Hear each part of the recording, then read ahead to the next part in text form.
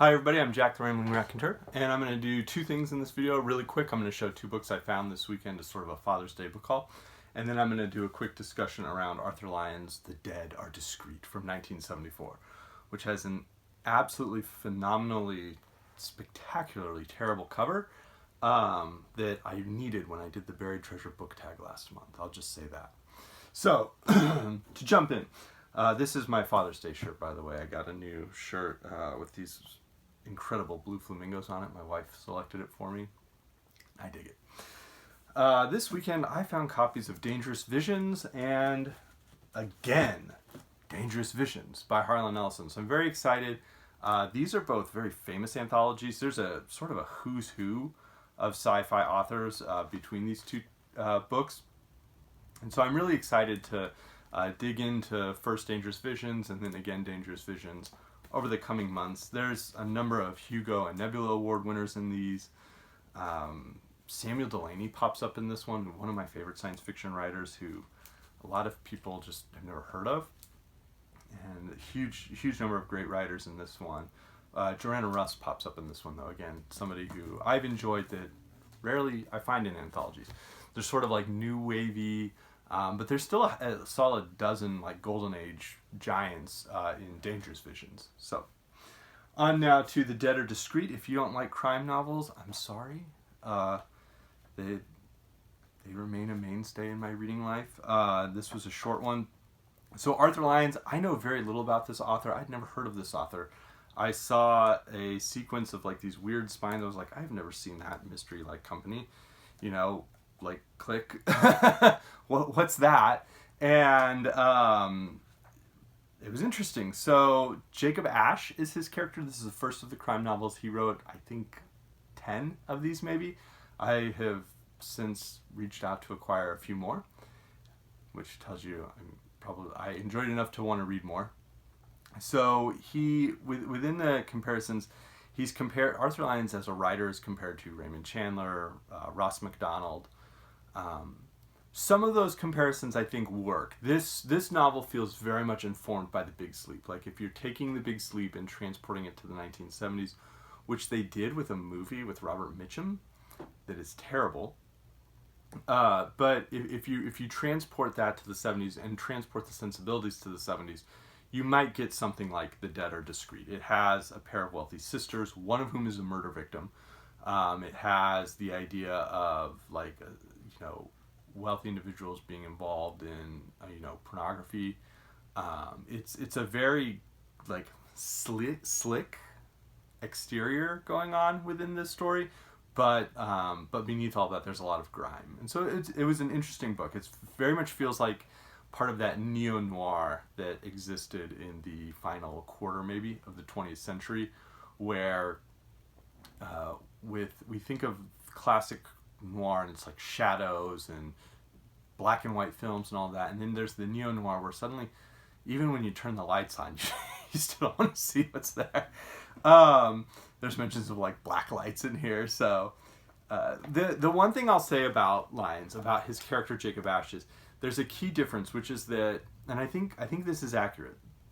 A lot of times we're told, don't talk to strangers, don't talk to strangers.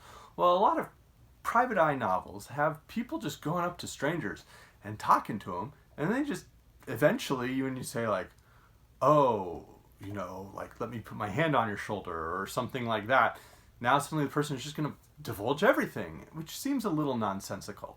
And I think it was nonsensical to Arthur Lyons because he makes a point of having Jacob Ashe, this investigator, go and look for details in documentation. So going and looking for, on page 22, after leaving the library, I skipped over to the county clerk's office and ran through their superior and municipal court files to determine whether either of the victims had any criminal or civil suits brought against him while he was alive. Mrs. Warren was clean, but there were several interesting entries under Folsom's name. One dated February 6, 1965, showed Folsom's name and a bail number. Nothing after that, which probably meant that he had been picked up on a felony, not charged within the legal 72 hours, then released.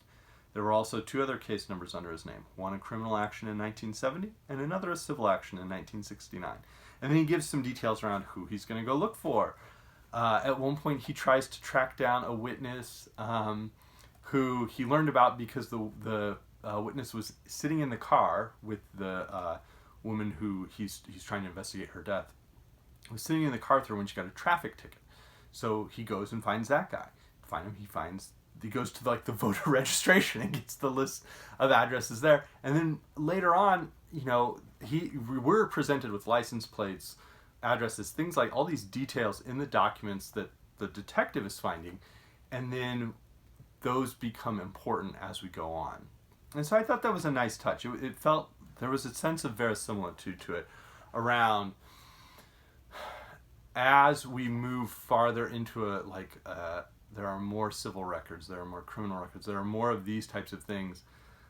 That ability to navigate documentation and to navigate records and find information that way is just as useful to a private detective as going and finding, just being able to lean on someone and get the truth out of them.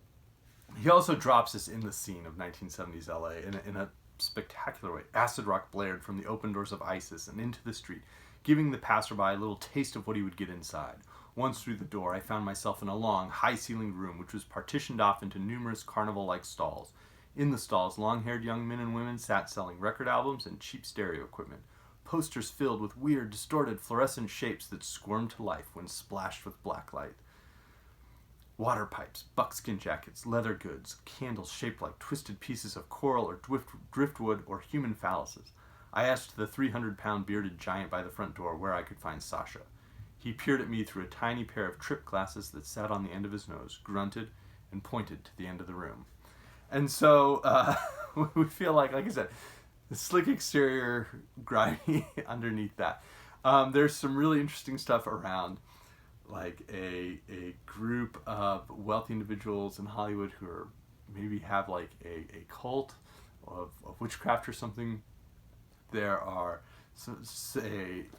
buildings built that have like automatic doors in 1974, like magnetically sealed doors, which is interesting. And so it's interesting to see, a private eye navigating that world. It's definitely a first novel. It's not perfect. It was quite interesting though. It was interesting enough that I'm going to read another.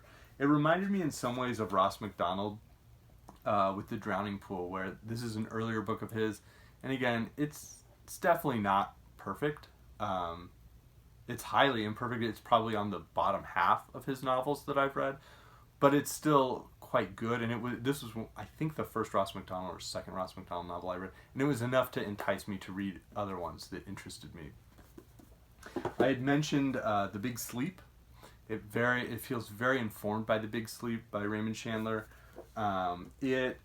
It also reminded me in some ways of Robert Altman's adaptation of The Long Goodbye in the 1970s with Elliot Gould playing the role, and it was set in the 1970s. And sort of that idea that the counterculture's in force at that point. And you're going to see, but it has crested and has sort of like ebbed beyond. And so that's the side of the counterculture you're seeing. And so it was interesting. It was a book that I don't know when I'll reread it, but I'm going to read more of these. So I'll leave it there. And you can, check the records of my YouTube videos to find out how many crime novels I've read this year. Follow That Trail by Jacob Ash. See you all later. Thank you.